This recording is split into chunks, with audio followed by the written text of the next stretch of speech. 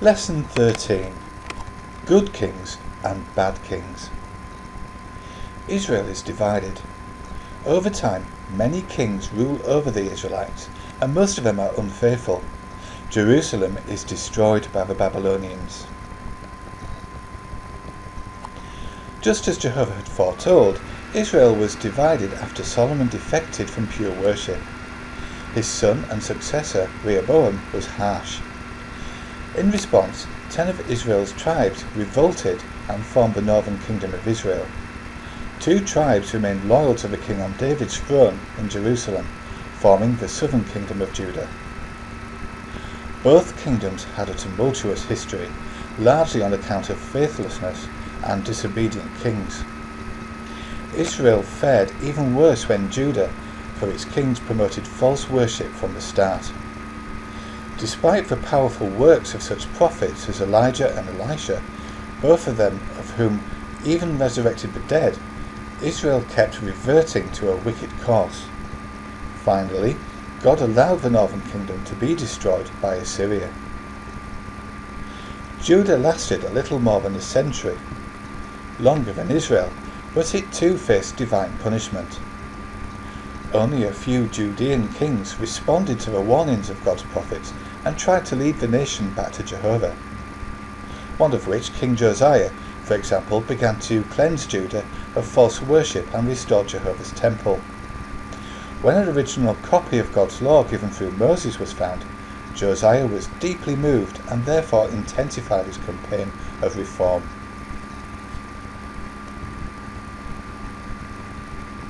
Sadly though, Josiah's successors did not follow that good king's example. Jehovah thus allowed the nation of Babylon to conquer Judah, destroying Jerusalem and its temple. The survivors were taken into exile in Babylon. God foretold that the exile would last 70 years. Judah lay desolate for all that time, until, as promised, the nation was allowed to return to its own soil.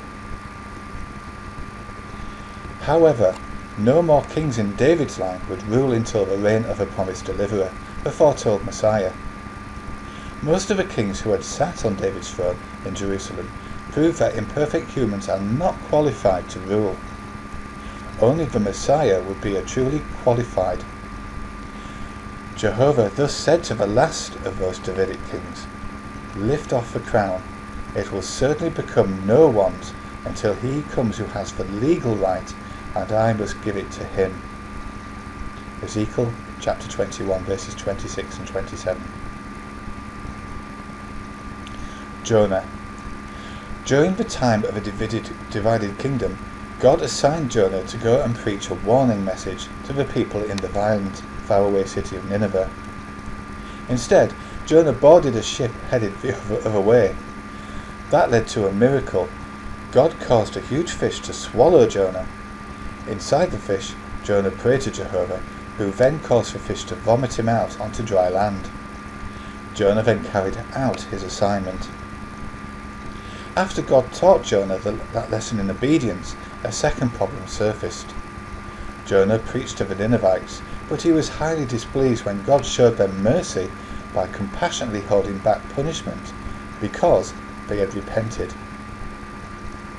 Read this fascinating book to see how God used a second miracle to teach Jonah to be more compassionate.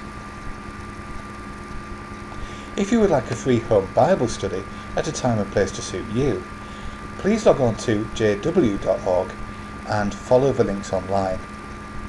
Thank you for listening.